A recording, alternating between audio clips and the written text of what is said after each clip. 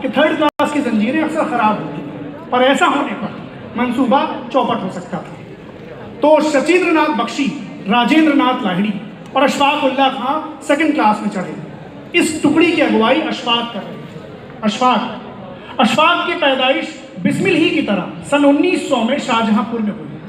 अपनी खुदनविश्त में वो फरमाते हैं कि मेरे वालिद साहब मोहम्मद शफीकुल्लाह खां सब इंस्पेक्टर पुलिस थे। वो बचपन में मुझे पुलिस के कारनामे बतौर किस्सा सुनाया करते थे और बाद में जिनका सामना भी मैंने किया, लिहाजा वो सबक जो कभी थ्योरेटिकल था अब प्रैक्टिकल सूरत में भी मिल गया। मैं बहुत छोटा था जब मौलवी साहब, जिन्हें मेरे भाइयों को पढ़ाने की जिम्मेदारी दी गई थी, उनके पास मुझे भी पढ़ने के लिए भेजा गया। मगर मैं जंग के हालात में दिलचस्पी रखता था और सिर्फ वही पढ़ने में मुझे मज़ा आता था। लिहाजा मैं सिर्फ पढ़ता ही नहीं था, अमली सूरत भी पैदा करने की कोशिश करता था और जिसका नतीजा ये होता कि मौलवी साहब मुझे कान पकड़कर उठाते बिठाते। अब थी तो वो सज़ा, मगर मज़ा का काम देती थी और नतीजा ये हुआ कि मैं अपने भाइयों में सबसे छोटा होने पर भी सबको ज़मीन झुका देता था।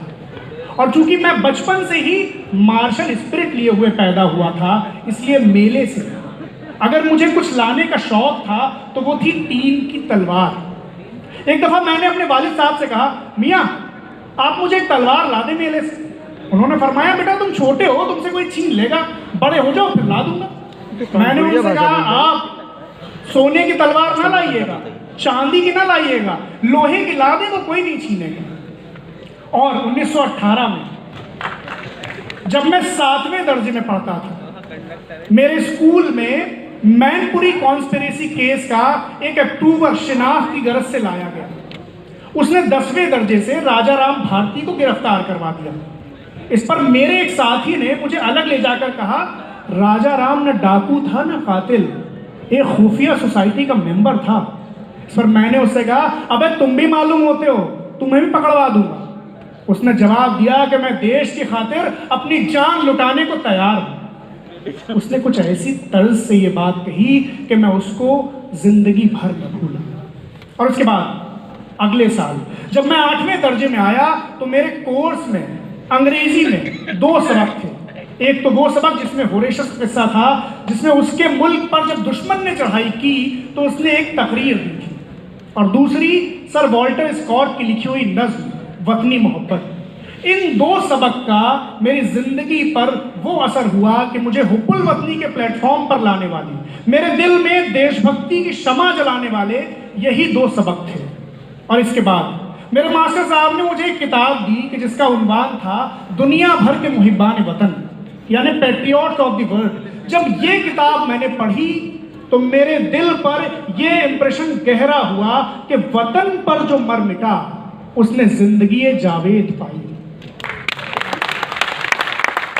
कुछ आरजू नहीं है, कुछ आरजू नहीं है आरजू तो ये है, कुछ आरजू नहीं है आरजू तो ये है, रख दे कोई जरा सी खाके वतन कफन।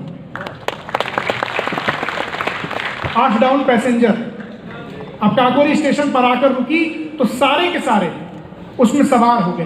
तय ये हुआ था कि गाड़ी जैसे ही काकोरी और आलमनगर के बीच सही जगह पर पहुंचेगी, जंजीर खींचकर उसे रोक दिया जाएगा और उसमें रखा खजाना लूट लिया जाएगा। गाड़ी जैसे ही अपनी जगह पहुंची, अशफाक उठे और खड़े हो गए और अगले ही पल जंजीर खींच दी गई। गाड़ी एक खौफनाक आवाज के साथ रुक गई और सब लोग मानिंद बर्क पलक झपकते ही गाड़ी से उतरे और अपनी अपनी पोजीशन ले ली। फायरिंग होने लगी, हवाई फायर इस तरह से चलने लगे कि सबको पता चल गया कि एक हंगामा है। इससे पहले एक गाड़ी में सवार लोग कुछ समझ पाते, उन्हें ये बता दिया गया साफ साफ कि कोई भी इस ट्रेन से उतरने या चिल्लाने या इशारा करने की जुर्रत ना करे, वरना अपनी हालत का जिम्मेदार वो खुद होगा। खजाने को गार्ड के डिब्बे से धक्का देकर उतार लिया गया और गार्ड को बंदूक दिखाकर जमीन पर औंधे लेट जाने को कहा गया। उन्होंने वैसा ही किया। अब मसला ये था कि खजाने को खोला कैसे जाए, क्योंकि किसी के भी पास उस खजाने की चाबी नहीं थी। इनकलाबी इस सूरत के लिए भी तैयार होकर आए थे। पहरा देने वाले लोगों को छोड़कर बाकी लोगों ने साथ लाई छेनी हथौड़ी से उस खजाने को काटने की कोशिश की। काफी कोशिशों के बाद भी वो खजाना नहीं टूटा। बात हाथ से निकल रही थी, वक्त कम था। कोई नतीजा न देखकर बिस्मिल ने अब आखिरी कोशिश के तौर पर अपने दाहिने बाजू अशफाक उल्लाह खां के लोहा लाट बाजुओं को आवाज दी। अशफाक दल में सबसे ताकतवर, सबसे दमदार थे। निशाना भी उनका सबसे पक्का था, क्योंकि वो बहुत कम उम्र से अपने वालिद की बंदूक के साथ खेलने लगे थे। लिहाजा जब खजाना नहीं टूटा तो बिस्मिल ने अशफाक को आवाज दी। अशफाक फौरन अपना माउजर मनमथनाथ गुप्त को देकर बोले कि मैं कोशिश करता हूं, और फिर अकेले ही एक कुल्हाड़ा लेकर काम पर लग गए। अशफाक और बिस्मिल गहरे दोस्त थे।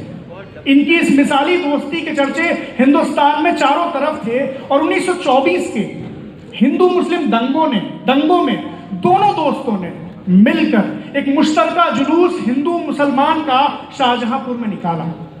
शाहजहांपुर के आर्य समाज मंदिर में सारे इनकलाबियों का झुरमुट होता था। बिस्मिल का यह अड्डा था और अशफाक यहाँ पर आते जाते थे। और एक बार जब दंगों में दंगाइयों की भीड़ ने मंदिर पर हमला किया तो अशफाक मंदिर के दरवाजे पर आकर चट्टान की तरह डट गए और दंगाइयों को ललकार कर बोले कि अंदर जाने से पहले इस पठान से टकराना हो। अपनी आत्मकथा में बिस्मिल ने अशफाक को पूरे खुलूस से याद किया है। फरमाते हैं बिस्मिल कि सबको हैरत थी कि एक कट्टर आर्य समाजी और एक मुसलमान का मेल कैसा, मगर तुम अपने इरादे के पक्के थे। हमेशा हिंदू मुस्लिम एकता के हिमायती रहे। मुस्लिम हिंदू दंगा होने पर तुम्हारे मोहल्ले के सब तुम्हें और मेरे मोहल्ले के सब मुझे खुल्लम खुल्ला गाली देते थे, मगर तुम उनके विचारों से कभी सहमत ना हुए। हमेशा हिंदू मुस्लिम एकता के हिमायती रहे। मुझे याद है कि तुमने अक्सर एक थाली में भोजन किया। मुझ में तुम में कोई फर्क, कोई अंतर, कोई इम्तियाज न था। और मुझे यह भी याद है कि एक दफा जब तुम्हारे दिल का दौरा हुआ, तुम बेहोश थे, मगर तुम्हारे मुंह से बराबर राम राम के शब्द निकल रहे थे। सबको हैरत थी कि मुसलमान होकर राम राम कहता है। भाई कहते अरे अल्लाह अल्लाह कह, मगर तुम्हारी राम नाम की रट थी। इसी समय कोई दोस्त आया जो इस राम नाम के भेद को जानता था। फौरन मुझे बुलाया गया और मुझसे मिलने पर ही तुम्हें शांति हो। असगर हरीम इश्क में हस्ती ही जुर्म है, असगर हरीम इश्क में हस्ती ही जुर्म है, रखना कभी ना पाओ यहाँ सर लिए। काकोरी स्टेशन से थोड़ी दूर पर अशफाक की आजमाइश जारी थी। कुल्हाड़ा चल रहा था, गोलियां चल रही थी, लेकिन अचानक ये सारी आवाजें यकबयक रुक गई। क्या हुआ था? लखनऊ की तरफ से दूसरी पटरी पर एक गाड़ी आते हुए दिखाई दे रही थी। अब क्या होगा? कहीं दूसरी गाड़ी में किसी ने देख लिया तो? कहीं उस गाड़ी के ड्राइवर ने ये गाड़ी अकेले में खड़ी देखकर वो गाड़ी भी रोक दी तो? कहीं दूसरी गाड़ी से किसी ने इशारा कर दिया तो? सब घबरा गए। बिस्मिल ने कुछ सोचकर सबको अपनी जगह पर जम जाने को कहा और फिर फरमाया कि यह पंजाब मेल है। मेल गाड़ियां इस तरह हर स्टेशन पर नहीं रुकती, और यूं भी मेल गाड़ी के पैसेंजर गाड़ी के मुसाफिरों को हिकारत से देखते हैं। सो ना तो वो उनके इशारों पर गौर करेंगे, ना उनकी तरफ देखेंगे। हुआ भी यही। पंजाब मेल आई और धड़धड़ाती हुई निकल गई। अशफाक ने अपना काम फिर शुरू कर दिया। गोलियों और कुल्हाड़े की आवाजें दोबारा गूंजने लगी, मगर इस बार अशफाक ज्यादा इंतजार करवाने के मूड में नहीं थे। इस बार कुछ ही चोटों में उन्होंने अंग्रेजी बक्से का गुरूर तोड़ ताड़ कर रख दिया। बिस्मिल ने अशफाक को गले लगाया और सारे इनकलाबी सारी दौलत, रुपए की सारी थैलियां एक चादर में बांधकर वहां से फरार हो गए। ये ब्रिटिश राज में अब तक की सबसे भीषण राजनीतिक डकैती थी। अंग्रेज अफसरों के हवास फाख्ता थे। सिर्फ 10 मिनट के अंदर 10 नौजवानों ने चलती गाड़ी को रोककर सरकारी खजाना लूट लिया, जबकि उस गाड़ी में 14 लोग ऐसे थे जिनके पास अपनी बंदूकें या राइफलें थी। इसके अलावा गाड़ी में 2 अंग्रेज फौजी अफसर भी थे, मगर किसी ने चूं न की। काकोरी की ये डकैती कोई आम डकैती नहीं थी। ये भारत में ब्रिटिश राज के खिलाफ एक प्रतिवाद, एक विद्रोह, एक एहतजाज, एक बगावत, एक इंकलाब, एक जवाब थी कि जिसके द्वारा अंग्रेजों को एक स्पष्ट राजनीतिक संदेश दिया गया था कि सरफरोशी की तमन्ना अब हमारे दिल में है, सरफरोशी की तमन्ना अब हमारे दिल में है, देखना है जोर कितना बाजुए कातिल। बहुत बढ़िया,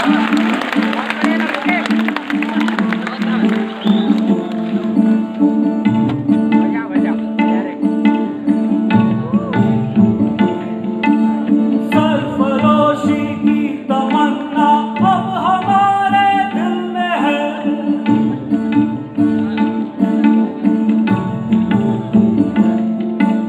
सरफरोशी की तमन्ना अब हमारे दिल में है, देखना है जोर कितना बाजुए कातिल में है, सरफरोशी की तमन्ना अब हमारे दिल में है, देखना है जोर कितना बाजुए कातिल में है।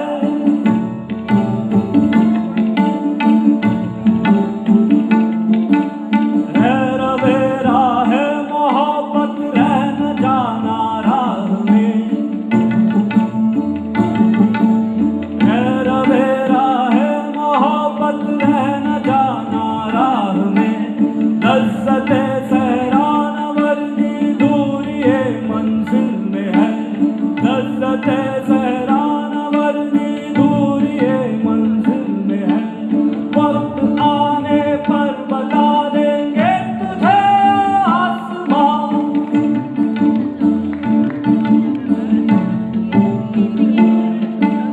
वक्त आने पर बता देंगे तुझे आसमां, हम अभी से क्या बताए क्या हमारे दिल में है, वक्त आने पर बता देंगे तुझे आसमां, हम अभी से क्या बताए क्या हमारे दिल में है।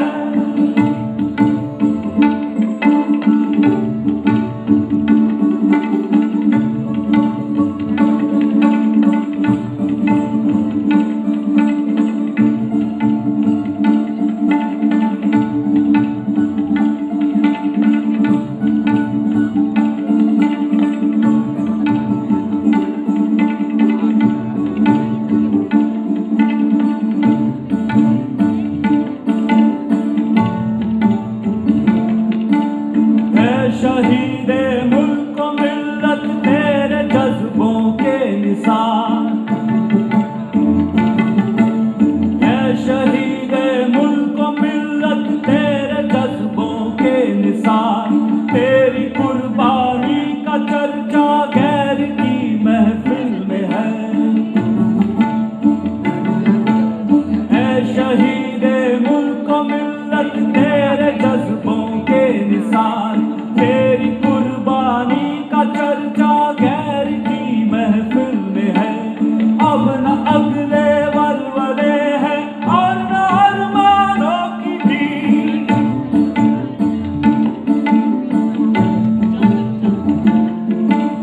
अब न अगले वलवले हैं और न अरमानों की भीड़, एक मिट जाने की हसरत, एक मिट जाने की हसरत, एक मिट जाने की हसरत, अब दिले बिस्मिल में है, अब दिले बिस्मिल में है, अब दिले बिस्मिल में है, अब दिले बिस्मिल में है।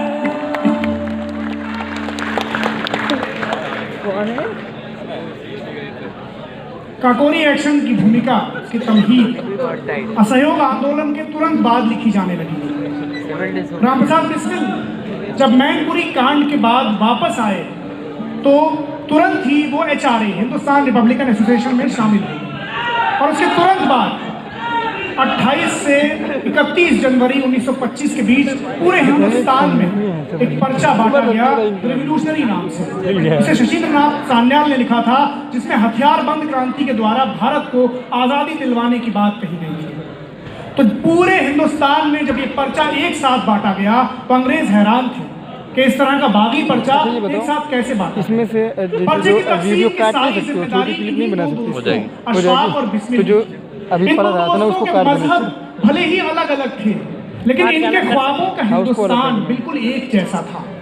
फरमाया अशफाक ने अपनी आत्मकथा में कि मैं अशफाक उल्लाह खां हिंदुस्तान की ऐसी आज़ादी का ख्वाहिशमंद था जिसमें गरीब खुश और आराम से रहते और सब बराबर होते। बहुत बढ़िया। खुदा मेरे बाद वो दिन जल्द लाए जब लखनऊ में छतर मंजिल में जनाब जगत नारायण मुल्ला, राजा साहब महमूदाबाद और चौधरी खलीफुज़्ज़मा भी सामने जब कुर्सी पर बैठे हों तो उनके बिल्कुल बराबर से धनिया चमार, किसान और अब्दुल्ला मिस्त्री भी बैठे नजर आए। मैं हिंदुस्तान में हर बाहरी हुकूमत को बुरा समझता हूँ, मगर ऐसी अपनी जमहूरी हुकूमत को भी कि जिसमें गरीबों का हक न समझा जाए और बाहम इम्तियाज और तफरीक रख कर हुकूमत के कवानीन बनाए जाए।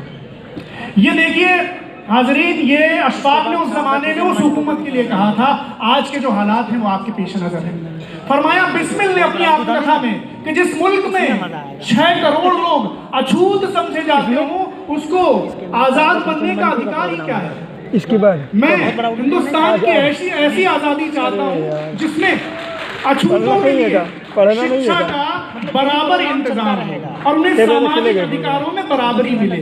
साथ ही स्त्रियों की दशा भी इतनी सुधारी जाए कि वो अपने आप को मनुष्य जाति का अंग समझने लगे, उन्हें पैरों की जूती या घर की गुड़िया न समझा जाए। सही बात। आज अगर ये बात कोई कहे तो उसे एंटी नेशनल कह दिया जाएगा। तो ये बिस्मिल कह रहे हैं, ये अशफाक कह रहे हैं, तो ये पहुंच जाना चाहिए उन लोगों तक। दल एचआरए का काम ठीक से चलने लगा था, मगर एक मसला बहुत बड़ा था, वो था पैसे का मसला, जिसके लिए बिस्मिल ने डकैतियों की योजना बनाई और 3 जगहों पर काकोरी से पहले बिचपुरी, बमरौली और द्वारिकापुर में डकैती डाली गई। लेकिन ये हिंदुस्तानियों के घर पर थी और इसमें कुछ खास धन हाथ नहीं लगा था। उल्टे अंग्रेजों ने इनकलाबियों की बदनामी की थी ये कहकर कि ये लुटेरे हैं, डाकू। लिहाजा अब बिस्मिल ने तय किया था कि वो हिंदुस्तानियों के घर पर डाका नहीं डालेंगे। और इसी वक्त जब उन्होंने लखनऊ स्टेशन पर 8 डाउन पैसेंजर में रखा, सरकारी खजाना देखा, तो ये योजना काकोरी एक्शन की योजना उनके दिमाग में आई। अशफाक इस प्लान से शुरू से ही असहमत थे। उनका कहना था कि दल अभी नया नया है, ज्यादातर लोग बिल्कुल नौसिखिए हैं, इतने बड़े एक्शन के लिए तैयार नहीं। मगर जब सारे लोगों ने ये प्रस्ताव पास कर दिया तो अशफाक भी असहमत होते हुए भी अपनी जिम्मेदारी निभाने को तैयार हो गए। और इसके बाद हुआ भी वही जो अशफाक ने कहा था। काकोरी एक्शन में कामयाबी के बावजूद कुछ छोटी छोटी गलतियां हो गई थी जो बाद में बहुत बड़ी साबित हुई। पहली ये कि जब अशफाक आए और उन्होंने अपना माउजर मनमथ नाथ गुप्त को दिया तो मनमथ जर्मन माउजर को अपने हाथ में देखकर इतने उत्साह में आ गए कि उन्होंने एक गोली चला दी, जबकि उनकी जिम्मेदारी गोली चलाने की नहीं। बात को पता चला कि काकोरी एक्शन में अहमद अली नाम का एक आदमी भी मारा गया, ये मनमथ की गोली थी। अब ये मामला डकैती का नहीं रह गया था, हत्या और राजनीतिक डकैती का हो गया था। दूसरी गलती ये हुई कि क्रांतिकारी जब रुपए की थैलियां चादर में बांधकर भाग रहे थे तो एक चादर वहीं छूट गई जिस पर लखनऊ के उस होटल के धोबी की मुहर लगी थी जिस पर क्रांतिकारी रुके हुए थे। और तीसरी गलती ये हुई कि शाहजहांपुर में खजाने के कुछ नोट बरामद हो गए, जिससे पुलिस को ये यकीन हो गया कि इस एक्शन के पीछे शाहजहांपुर के लोगों का हाथ है। ये सारी गलतियां, ये सारे सबूत पुलिस के काम आए और 26 सितंबर 1925 को पुलिस ने एक साथ पूरे देश में छापा मारा और तकरीबन सभी अहम क्रांतिकारियों को गिरफ्तार कर लिया, सिवाय अशफाक उल्लाह, शचींद्रनाथ बख्शी और चंद्रशेखर आज़ाद के। गिरफ्तार क्रांतिकारियों पर लखनऊ में मुकदमा चला और काकोरी के इस मुकदमे में द रेवोल्यूशनरी पर्चे की तकसीम का मामला और बाकी सारी डकैतियों के मामले एक साथ मिला दिए गए थे। तो ये मुकदमा चला रिंग थिएटर में, जहां आज लखनऊ का जीपीओ है। इंदुभूषण मित्रा, बनारसी लाल और बनवारी लाल ये गिरफ्तार होते ही सरकारी गवाह बन गए और सब का सब उगल गए। अशफाक को भी सरकारी गवाह बनाने की बहुत कोशिशें की गई। सीआईडी के एसपी तसद्दुक हुसैन साहब ने उन्हें खूब समझाया कि तुम तो मुसलमान हो, ये तो हिंदू राज की साजिश है, पंडित राम प्रसाद तो हिंदू राज के लिए लड़ रहे हैं, तुम इनके झांसे में कैसे आ गए। अशफाक ने उन्हें हर बार यही जवाब दिया कि बिस्मिल मेरे दोस्त हैं वो हिंदू राष्ट्र क्या किसी भी फिरकावार सल्तनत के सख्त खिलाफ हैं। मैं उन्हें आपसे ज्यादा जानता हूं। ये आज जो हिंदू राज बनाने के लिए क्रांतिकारियों के नाम का सहारा ले रहे हैं, इन्हें थोड़ा सुनना चाहिए इस बात को। बिस्मिल को भी अशफाक ही की तर्ज पर अशफाक के खिलाफ खूब भड़काया गया। ये बताया गया कि तुम तो आर्य समाजी हो, ये तो मुसलमान है, तुम्हारा तो शुद्धि का काम है, तुम इसके चकमे में कैसे आ गए। बिस्मिल भी अशफाक के खिलाफ टस से मस न हुए, क्योंकि उनके लिए अशफाक के खिलाफ जाना, बिस्मिल के लिए अशफाक के खिलाफ जाना, हिंदुस्तान की आज़ादी के अपने ख्वाब के खिलाफ जाना। तो ये झगड़े और बखेड़े मेट कर आपस में मिल जाओ, ये झगड़े और बखेड़े मेट कर आपस में मिल जाओ, अबस तफरीक है तुम में ये हिंदू और मुसलमान की। बहुत सही यार। बस समझ रहे हो? बस बेकार शोरश है जुनूने अब इसको सही बनाए। इलाही खैर रखना तू मेरे जेबों की, वो गुलशन जो कभी आजाद था गुजरे ज़माने में, मैं हूँ शाखे शिकस्ता या उसी उजड़े गुलिस्तान की। ये झगड़े और बखेड़े मेट कर आपस में मिल जाओ, ये झगड़े और बखेड़े मेट कर आपस में मिल जाओ, अब बस तफरीक है तुम में ये हिंदू और मुसलमान की। सभी सामाने इशरत थे, मजे से अपनी कटती थी, वतन के इश्क ने हमको हवा खिलवाई जिंदा।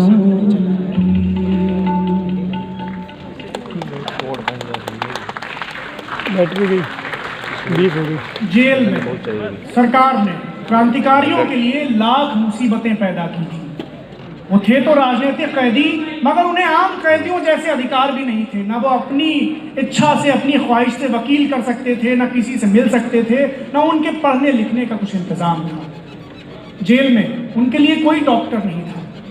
दामोदर स्वरूप, क्रांतिकारी दामोदर स्वरूप जेल में गंभीर रूप से बीमार पड़े, वजन सिर्फ 30 किलो रह गया। स्ट्रेचर पर लाद कर नींद बेहोशी की हालत में उन्हें पेशी के लिए ले जाया जाता था। कोई डॉक्टर नहीं दिया गया।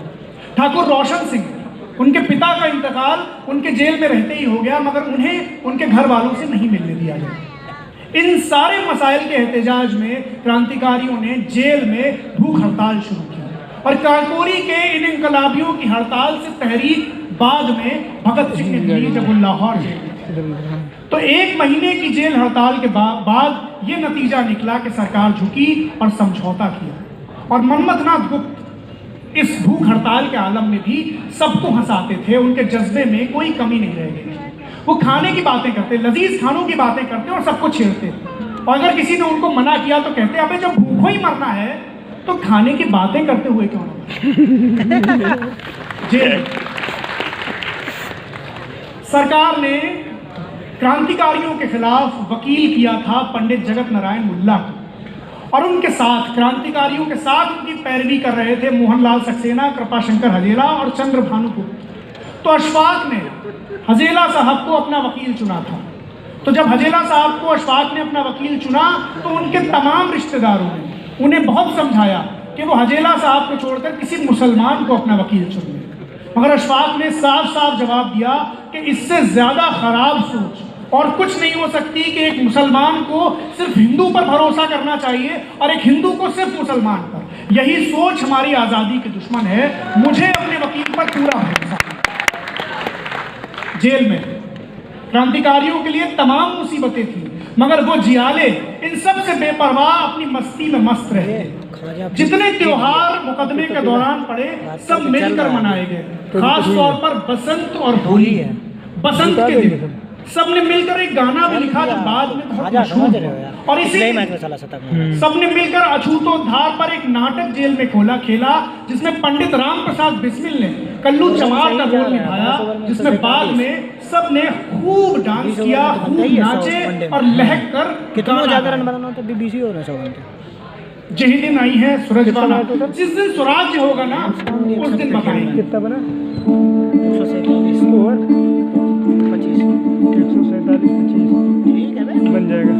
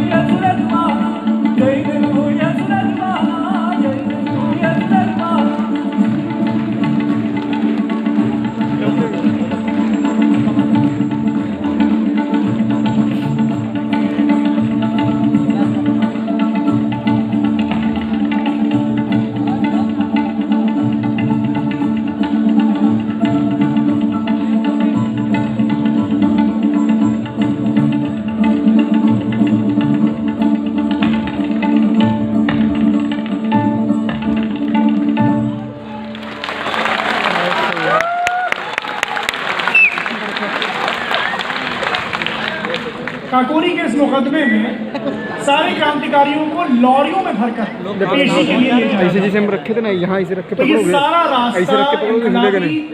देशभक्ति के गाने गाते हुए, नगमे गाते हुए, नारे लगाते हुए तय करते थे। और देशभक्ति के इस जुनून में कभी कभी पुलिस वालों से टक्कर भी हो जाती।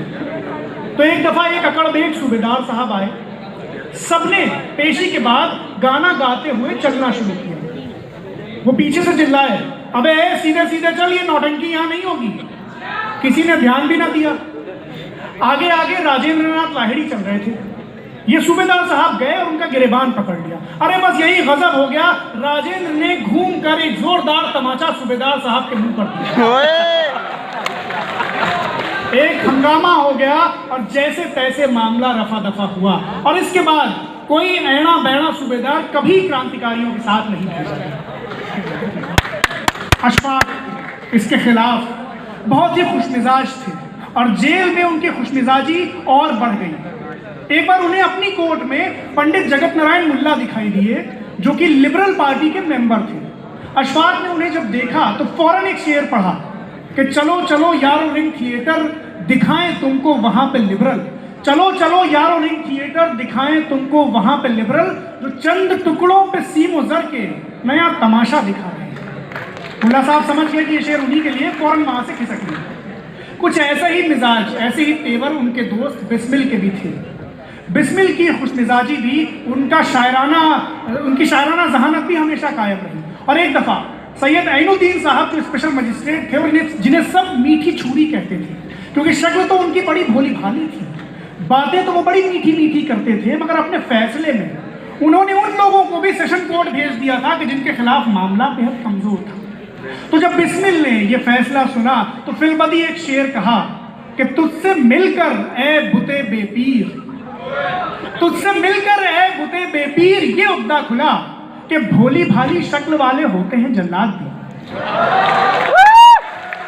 इसी तरह जगत नारायण मुल्ला यूं तो उर्दू के आलिम थे, मगर जबान उनकी एक दफा कार्रवाई के दौरान फिसल गई और उनके मुंह से मुलजिम की जगह मुलाजिम लफ्ज निकल गया। अब बिस्मिल को अपने लिए मुलाजिम लफ्ज कैसे गवारा होता, उन्होंने फौरन ये शेर सुनाया मुल्ला साहब को कि मुलाजिम हमको मत कहिए, बहुत तकलीफ होती है, मुलाजिम हमको मत कहिए, बहुत तकलीफ होती है, अदालत के अदब से हम यहाँ तशरीफ लाए। तो इसी तरह से हंसी मजाक करते हुए, गाने गाते हुए कोर्ट के फैसले की तारीख का दिन आ गया। तो ये सारे क्रांतिकारी जानते थे कि कुछ लोगों को फांसी हो सकती है और कैद तो सबको होगी, मगर कोई एक भी नहीं था कि जो मौत के खौफ से डरे। सबको मौत का इंतजार था, फांसी का इंतजार था।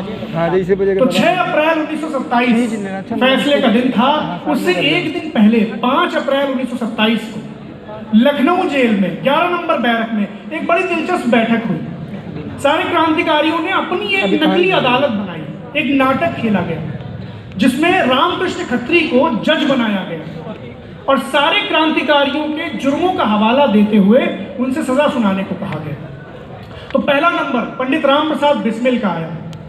जज साहब ने अपने फैसले में कहा कि इन्हें फांसी दी जाती है क्योंकि ये भारत को दयालु ब्रिटिश साम्राज्य से छीनना चाहते हैं।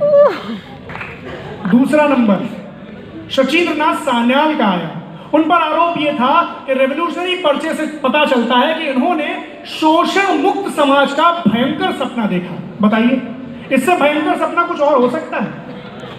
साथ ही ये बताया गया कि ये हथियार बंद क्रांति का सपना देखते हैं, लिहाजा इन्हें उम्र कैद दी जाती है। सान्याल साहब ने अपनी कच्ची गृहस्थी का बहाना देते हुए, ये कहते हुए कि उनकी अभी अभी शादी हुई है, सजा में छूट मांगी। इस पर जज साहब ने रहम दिखाते हुए 5 साल की सजा दी। तीसरा नंबर ठाकुर रोशन सिंह का आया। रोशन सिंह के बारे में ये कहा गया कि काकोरी एक्शन में ये शामिल नहीं थे, बमरौली डाके में सिर्फ इनकी आवाज सुनी गई थी, लिहाजा आवाज तो किसी की भी हो सकती है, मगर फिर भी शक के आधार पर इन्हें 5 साल की कैद की सजा दी जाती है। ये सुनते ही रोशन सिंह जज पर चिल्लाए, अबे ओ जज के बच्चे, मैं क्या कोदों बेचकर आया हूं जो मुझे 5 साल की सजा दे रहा है? अबे तेरा बस चले तो मुझे छोड़ ही दे। राम प्रसाद बिस्मिल को फांसी और मुझे 5 साल। ये सुनना था कि सब लोग जोर से हंसे और पीछे से किसी ने ठाकुर रोशन सिंह को फिर से छेड़ा कि अदालत की अवमानना के आरोप में इन्हें 5 साल की सजा और दी जाए। अब रोशन सिंह के गुस्से की सीमा पार हो गई, वो अपने बिस्तर पर जाकर लेट गए और नाटक खत्म हो गया। अगला दिन 6 अप्रैल 1927, इस दिन फैसला आना था। क्रांतिकारी बहुत सुबह जग गए थे, तैयार हो गए थे और जब लॉरी की तरफ बढ़े तो फिर से गानों का और नारों का वही समा बन गया। मगर आज कैफियत अलग थी।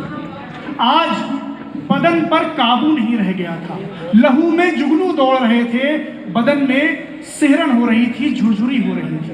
सब जानते थे कि यह आखिरी महफिल है, बज़्म यारां आज उजड़ने वाली है, तमाशा आज खत्म होने वाला है। इसलिए वो सब भी मिलकर एक साथ आखिरी बार गा लेना चाहते थे। जब अदालत के दरवाजे पर पहुंचे तो सब ने मिलकर वही गाना गाया कि जो बसंत के दिन सब ने मिलकर लिखा था। मेरा रंग दे बसंती जो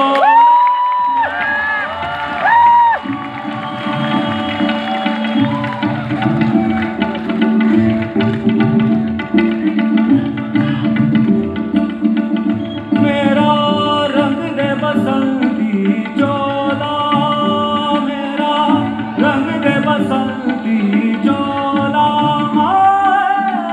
रंग दे बसंती चोला,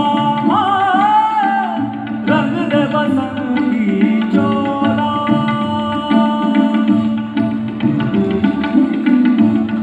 ये हिलाना नहीं, ये बनाना सही से।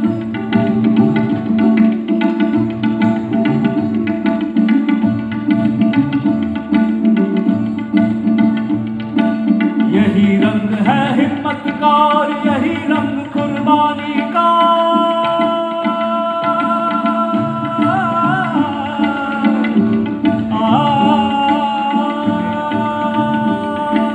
यही रंग है हिम्मत का, यही रंग कुर्बानी का, यही रंग है देश प्रेम की हर मशहूर कहानी का। यही रंग है हिम्मत का और यही रंग कुर्बानी का, यही रंग है देश प्रेम की हर मशहूर कहानी का। हमने भी अपना अफसाना इसी रंग में घोला, रंग दे बसंती चोला। हमने भी अपना अफसाना इसी रंग में घोला, मेरा रंग दे बसंती चोला, मेरा रंग दे बसंती चोला, रंग दे बसंती चोला, रंग दे बसंती चोला।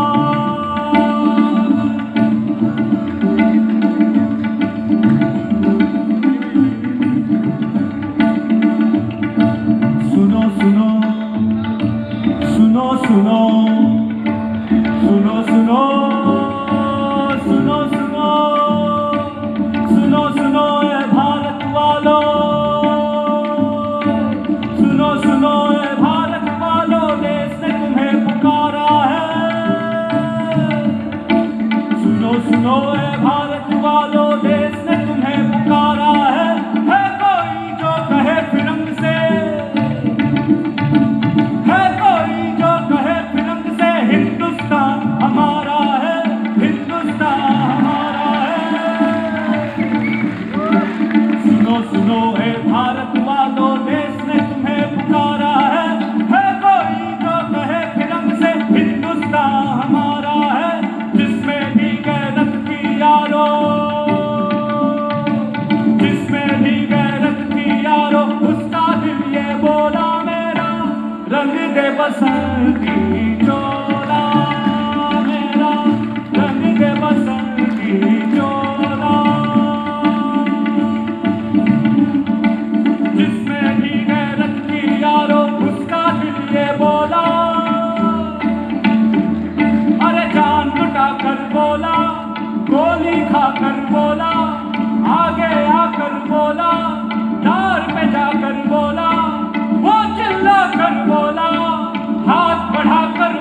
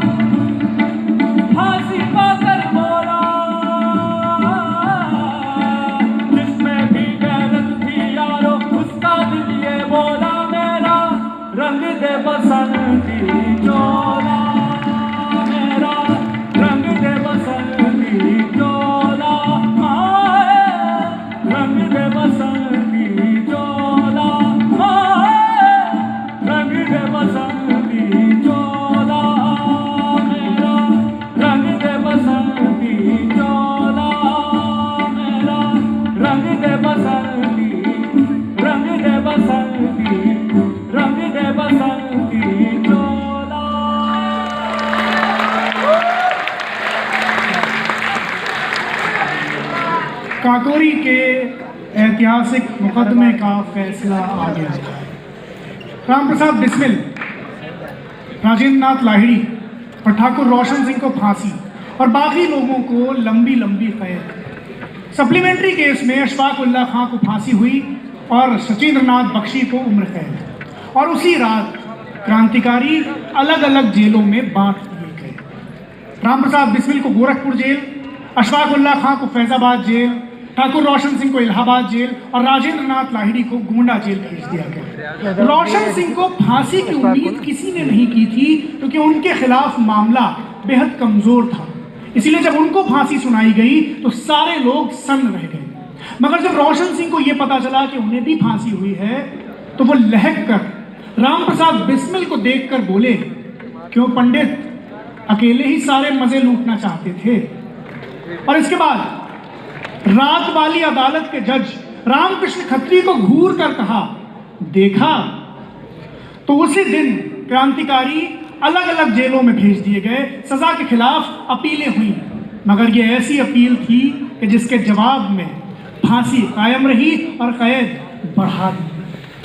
अशफाक और बिस्मिल दोनों जानते थे कि उनके पास ज्यादा वक्त नहीं है, इसलिए दोनों ने अलग अलग जेलों में बैठकर अपनी आत्मकथा लिखनी शुरू की। फांसी के कुछ ही दिन पहले अलग अलग जेलों में थे, मगर जो वो तहरीर कर रहे थे, जो ख्वाब वो हिंदुस्तान के लिए देख रहे थे, वो बिल्कुल एक जैसा था। अशफाक ने अपनी वसीयत में फरमाया कि मेरे वतनी भाइयों, मेरे हिंदुस्तानियों, तुम्हारी आपस की फूट, तुम्हारी खाना जंगी किसी के लिए भी फायदेमंद साबित न होगी। ये बेकार बात है कि 20 करोड़ हिंदू कभी मुसलमान बनाए जाएंगे, उसी तरह ये भी मुहम्मल बात है कि 7 करोड़ मुसलमान कभी हिंदू हो जाएंगे। ये आपस की फूट भूल कर दोनों मिलकर एक दूसरे के साथ कंधे से कंधा मिलाकर नौकरशाही का मुकाबला करो। अशफाक की तरह बिस्मिल ने गोरखपुर जेल में जो अपनी आखिरी बात लिखी आत्मकथा के आखिरी पन्ने पर, वो ये थी कि सरकार ने काकोरी के मुकदमे में, काकोरी के फैसले में अशफाक को राम प्रसाद बिस्मिल का दाहिना हाथ करार दिया। मैं ये पूछता हूं कि अगर कट्टर आर्य समाजी राम प्रसाद बिस्मिल, उनका दाहिना हाथ अगर कट्टर मुसलमान अशफाक उल्लाह खां हो सकते हैं, तो क्या हिंदुस्तान के फायदे के लिए, हिंदुस्तान की आज़ादी के लिए हिंदू और मुसलमान अपने छोटे छोटे झगड़े भुलाकर एक साथ नहीं आ सकते? मेरे वतन वालों, काकोरी के हम मिटने वालों के लिए तुम लोग एक हो जाओ, क्योंकि हिंदू मुस्लिम एकता ही हम लोगों की आखिरी ख्वाहिश और हमारी आज़ादी की आखिरी तदबीर है। अशफाक के वकील हजेला साहब जब जेल में उनसे मिलने आए और उनकी फांसी पर अफसोस जाहिर किया, तो अशफाक ने जवाब दिया कि किस बात का अफसोस, इस दिन के लिए तो हमेशा से तैयार थे। मुझे अगर अफसोस है तो सिर्फ इस बात का, सिर्फ इस एक बात का कि 2 महीने पहले ही मुझे जेल में B क्लास मिला था और मेरे खाने के लिए कुछ अच्छा इंतजाम हुआ था। और इसीलिए जब पिछले हफ्ते जेलर साहब ने मेरा वजन लिया तो मुझसे कहा कि अब इस जेल में सिर्फ एक कैदी ऐसा है कि जिसका वजन तुमसे ज्यादा है, और वो भी बहुत ज्यादा नहीं, सिर्फ 10 पाउंड। मैंने उनसे कहा था कि इंशाअल्लाह अगली बार इसे भी पूरा करके दिखा दूंगा। अब मुझे अफसोस सिर्फ ये है कि आज से काल कोठरी में रखा जाऊंगा, लिहाजा अब वो बात पूरी न कर सकूंगा। अगर सिर्फ 1 हफ्ते देर से सजा सुनाई जाती तो इंशाअल्लाह उस रिकॉर्ड को भी तोड़ डालता। अशफाक की तरह बिस्मिल की मां गोरखपुर जेल में फांसी के सिर्फ 1 दिन पहले बिस्मिल से मिलने गई। बिस्मिल ने जब मां को सामने देखा तो वो भावुक हो गए, अपने आंसू नहीं रोक सके। बिस्मिल की मां ने जब बिस्मिल की आंखों में आंसू देखे तो अपने तेवर कड़े किए और उनसे कहा कि मैं बाहर सबसे कहती हुई आई हूं कि देखना 19 तारीख को मेरा बेटा कैसे हंसते हुए फांसी पर चढ़ेगा, और तुम यहां रो रहे हो। मैं तो समझती थी बहुत बहादुर है मेरा बेटा। पर बिस्मिल ने अपने आंसू पोंछे और फरमाया, मां, मैं फांसी के खौफ से नहीं रो रहा, ये आंसू तो ईश्वर से मेरी प्रार्थना है कि अगले जन्म में भी मुझे इसी बहादुर मां का बेटा बनाना है।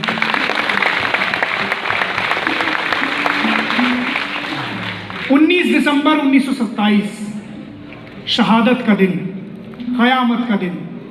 दीवाने जिंदान से दारुल रसम की तरफ चल पड़े थे। हंसते हंसते जामे शहादत उनके इंतजार में छलका जाता था। फैजाबाद में अशफाक, गोरखपुर में रामप्रसाद बिस्मिल, इलाहाबाद में ठाकुर रोशन सिंह चलते जा रहे थे। जाकर फांसी के फंदे पर खड़े हो गए। हंसते हंसते फांसी के फंदे पर खड़े थे। फंदा बिल्कुल सामने था, मगर कोई एक भी नहीं था कि जिसके चेहरे पर डर के आसार पाए गए हों, जो मौत से नजर मिलते ही घबरा गया हो। सबने फंदे को इस तरह से गले में पहना जैसे किसी महबूब दिल नवाज की आगोश में जा रहे हो। फंदा पहनते ही एक जोरदार सदा देशभक्ति के नारों की गूंजी और फिर ये पलक घुट कर फना हो गई। रस्में सरफरोशी अदा हो चुकी थी। राजेंद्र नाथ लाहिड़ी गोंडा जेल में ये रस्म अपने दोस्तों से 2 दिन पहले ही अदा कर चुके थे। मरते बिस्मिल, रोशन, लहरी, अशफाक अत्याचार से पैदा होंगे सैकड़ों उनके रुधिर की धार से। शहीदों के मज़ारों पर लगेंगे हर बरस मेले, शहीदों के मज़ारों पर लगेंगे हर बरस मेले। वतन पर मिटने वालों का यही बाकी निशान है। शाहजहांपुर में अशफाक का खस्ताहाल मज़ार आज तक इतने सालों बाद भी अपने जीर्णोद्धार की राह देख रहा है। बिस्मिल का पूरा घर, उनके वालिद, उनकी माँ, उनकी छोटी बहन, उनका छोटा भाई, सब के सब गरीबी से बर्बाद होकर इस दुनिया से गए। आखिरी वक्त में इलाज तो छोड़िए, भरपेट खाना भी ना मिला। ठाकुर रोशन सिंह के परिवार की बर्बादी तो वो दास्तान है जो आज तक जारी है। कुछ ही दिन पहले अखबार में छपा था कि उनकी बहू, उनके खानदान के लोग मेहनत मजदूरी करते हैं शाहजहांपुर में, और उनकी छोटी बहू दूसरों के घरों में बर्तन मांजकर अपना खर्च चलाती है। शहीदों के परिवारों की, उनके स्मारकों की बेकदरी आज़ाद हिंदुस्तान में दिल तोड़ देने वाली है। मगर इससे भी ज़्यादा अफसोस कर देने वाली बात यह है, इससे भी ज़्यादा दिल तोड़ने वाली बात यह है, आज़ाद हिंदुस्तान में उनके विचारों की, उनके ख्यालों की बेकदरी, उनके ख्वाब की बेकदरी। अशफाक और बिस्मिल का सपना किस भारत का था? आज का भारत कैसा भारत है? कल का भारत कैसा भारत होगा? कल का भारत कैसा भारत होगा? उरूजे कामयाबी पर कभी हिंदुस्तान होगा, उरूजे कामयाबी पर कभी हिंदुस्तान होगा, रिहा सैयाद के हाथों से अपना आशियां होगा। कामयाबी पर कभी हिंदुस्तान होगा, रिहा सैयाद के हाथों में अपना आशियां होगा।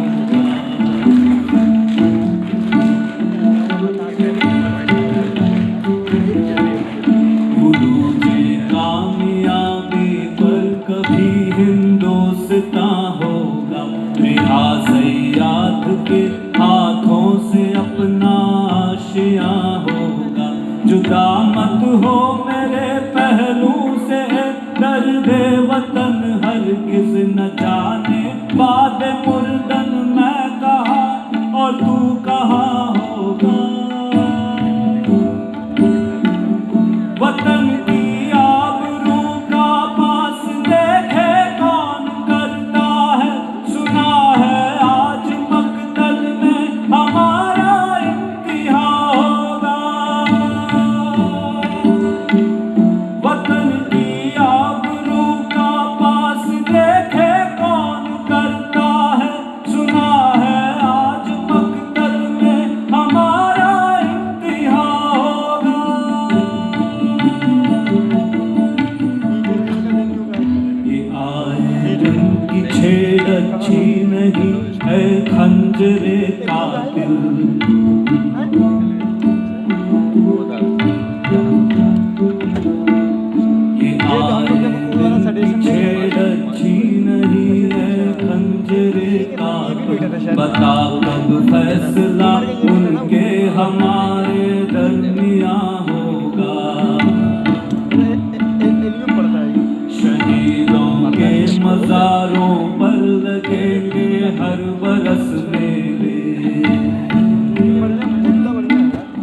शहीदों के मज़ारों